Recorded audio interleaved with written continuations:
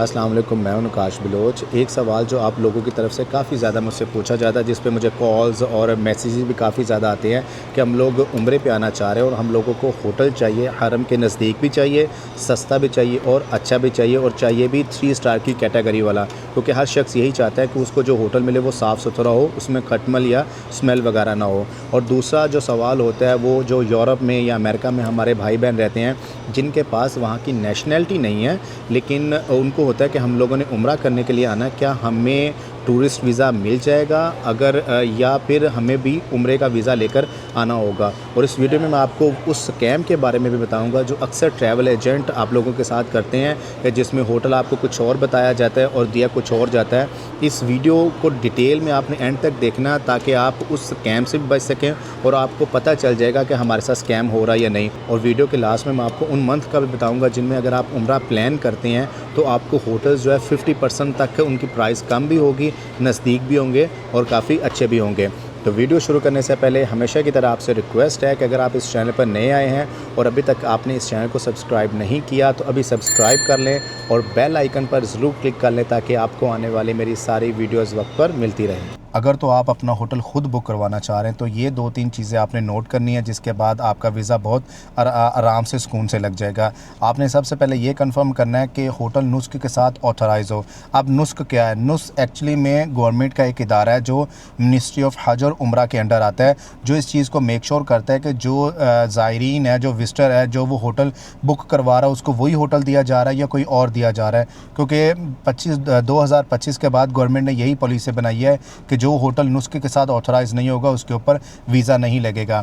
अब काफ़ी ज़्यादा जो हमारे ट्रैवल एजेंट हज़रात है वो ये कहते हैं कि आपने वीज़ा हमसे ही लेना है, आप पूरा पैकेज लेंगे तो या होटल आप हमसे ही ले सकते हैं, ख़ुद नहीं कर सकते वरना आपका वीज़ा नहीं लगेगा। तो ऐसा कुछ भी नहीं है। गवर्नमेंट ने सिर्फ इतना कहा है कि आपने वीज़ा अप्लाई करने से पहले कन्फर्म होटल बुकिंग करवानी है और रिटर्न टिकट करवानी है। वो इसलिए क्योंकि कुछ लोग यहाँ पर आकर ओवरस्टे भी कर लेते थे और कुछ लोगों के साथ फ्रॉड भी हो जाता था। आपको ये नहीं कहा कि आपने ट्रैवल एजेंट से ही हर चीज़ करवानी है। अब ज़ाहिर सी बात है कि पैसा सिर्फ इसमें बचता है होटल में, तो ट्रैवल एजेंट ये चीज़ आपको ज़रूर कहेगा। तो जब आप होटल बुक करवा लें तो होटल आपको जो रिज़र्वेशन नंबर है, जो आपको रसीद मिलती है उसके ऊपर होटल रिज़र्वेशन नंबर लिखा होता है, वो आपने अपने ट्रैवल एजेंट को दे देना है। वो वीज़ा अप्लाई करने से पहले वहाँ पर डाटा में इंटर कर देगा, तो उसके बाद आपका वीज़ा निकल आएगा। उसके बाद आप लोगों ने अपनी ट्रांसपोर्ट अरेंज करनी है। अगर आप क्या नाम है कि अकेले पर्सन है, 1 या 2 या 3 या 4 हैं, तो एयरपोर्ट के ऊपर ही आपको टर्मिनल 1 के ऊपर ही आपको बस भी मिल जाती है, आपको गाड़ियाँ भी मिल जाती हैं। तो वो तकरीबन अराउंड आपसे 150, 200, 250, 200 से 300 के दरमियान में लेते हैं। जो गाड़ी होती है तो वो आपको मक्का यहाँ पर आकर ड्रॉप कर देती है। तो उसके बाद अगर आपने मदीना जाना है तो वो वहाँ से ही आपको क्या नाम है मुसल्ला कुबरी के पास ही आपको मिल जाती हैं मदीना के लिए टैक्सी भी। तो इन दोनों के ऊपर ही मैंने अपना ये डिटेल में व्लॉग बनाया हुआ, आप जाकर चेक कर सकते हैं, इससे आपको आइडिया हो जाएगा। अब आ जाते हैं पैकेज की तरफ। अगर आप पैकेज ले रहे हैं उम्रे का कंप्लीट जिस भी ट्रैवल एजेंट से लें तो आपने ये 2-3 चीज़ें नोट करनी है, जिससे आप लोग एक काफ़ी बड़े स्कैम से बच जाएंगे। जो होटल आपको बताया जाता है अगर उसके नीचे लिखा जाए सिमिलर, तो इसका मतलब ये कि आपके साथ स्कैम होने लगा है। वो इसलिए क्योंकि अगर आप पैसे फॉर एग्जांपल वर्थ एलीट के पे कर रहे हैं तो आपको दूसरा होटल कोई क्यों मिले, आपको वर्थ एलीट ही उनको देना चाहिए। अगर वो सिमिलर लिख रहे हैं तो समझ जाएं कि आपसे पैसे उन्होंने वर्थ एलीट 3 स्टार के ले लिए हैं और आपको वो कोई और होटल देना चाह रहे हैं जिसमें 2 स्टार या इकोनॉमी का आ जाता है। दूसरी चीज़ आपने अपने ट्रैवल एजेंट से ये चीज़ कंफर्म करनी है कि आप हमें ट्रांसपोर्ट में क्या दे रहे हैं। ट्रांसपोर्ट में आप हमें गाड़ी दे रही हैं, आप हमें H1 दे रहे हैं, बस दे रहे हैं या हाईएस दे रहे हैं। क्योंकि ट्रांसपोर्ट के अंदर भी अगर आप बस लेते हैं तो उसके पैसे थोड़े कम होते हैं, अगर आप हाईएस लेते हैं तो उसके थोड़े से मतलब ज़्यादा होते हैं, और जो गाड़ी होती है उसके थोड़े से ज़्यादा। तो ये गाड़ी के हिसाब से भी पैसे होते हैं। अब हो सकता है कि आपसे पैसे गाड़ी के हिसाब से ले लिए जाएँ और यहाँ पर आकर आपको जो ट्रांसपोर्ट है वो एज आ बस दे दी जाए। अभी आपको मैं बता देता हूँ कि आप किस मंथ में आएंगे तो आपको होटल सस्ते मिलेंगे और अच्छे भी मिल जाएंगे, और किन मंथ में आएंगे, किन महीनों में आएंगे तो आपको होटल काफ़ी ज़्यादा एक्सपेंसिव मिलेंगे।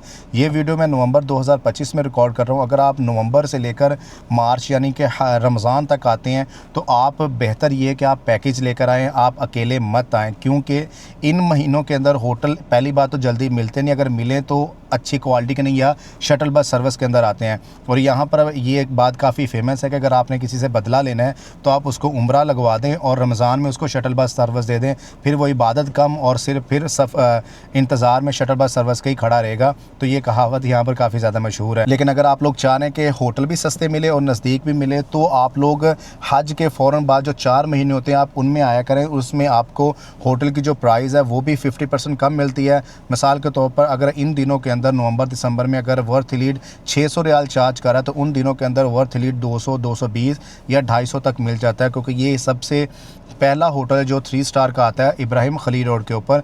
तो आप जून, जुलाई, अगस्त, सितंबर इन डेट्स के अंदर, अक्टूबर तक इन डेट्स के अंदर कोशिश किया करें कि आप उम्रा प्लान करें अपना। इससे आपको होटल भी सस्ता मिलेगा अगर आप ख़ुद भी लेना चाह रहे हैं, आपको ट्रांसपोर्ट भी सस्ती मिलती है और आपको जो पैकेज होते हैं वो भी काफ़ी ज़्यादा सस्ती मिलती है और एयरलाइन भी आपको सस्ती मिलती है।